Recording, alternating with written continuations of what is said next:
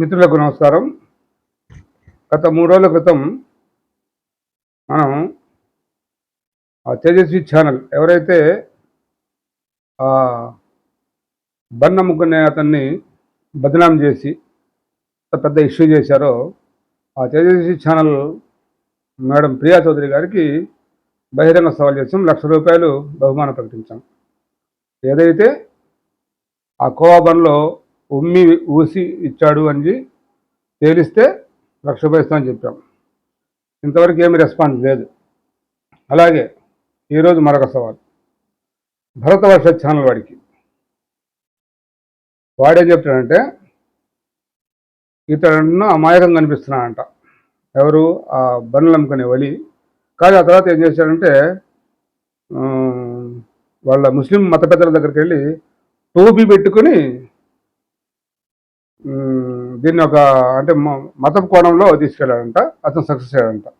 కానీ వీళ్ళు చేసి మాత్రం మత కోణంలో కాదంట. ఒకసారి వినండి. ఇది ఈ వ్యక్తిని చూడండి, చాలా అమాయకంగా కనిపిస్తున్నాడే. మొత్తం ఇష్యూ పెద్దదైన తర్వాత ఈయన ఏం చేశాడు తెలుసా? ఇప్పుడు ఈయన ఎలా ఉన్నాడా, వెంటనే ఒక టోపీ పెట్టుకొని ముస్లిం మత పెద్దల దగ్గరికి వెళ్ళాడు.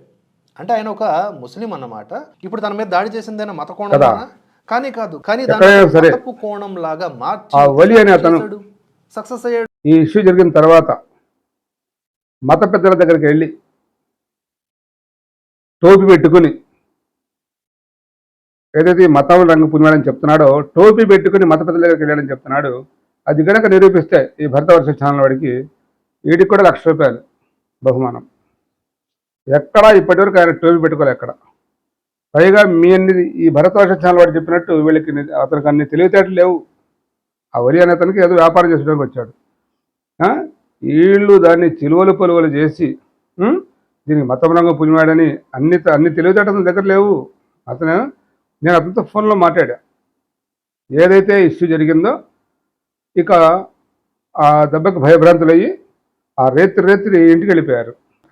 వీళ్ళు చెప్పినంత నిజం అనుకొని బత్తాయి గాళ్ళు ఉన్నారు కదా, బత్తాయి గ్యాంగ్, ఆ బత్తాయి గాళ్ళు మొత్తం వీళ్ళు చెప్పి నిజం అనుకొని నమ్ముతారు. నమ్మి కింద కామెంట్లు, అసలు ఆ కామెంట్లు చూస్తే కింద నుంచి పైదా కాలుద్ది, అలాంటి కామెంట్లు పెడతారు.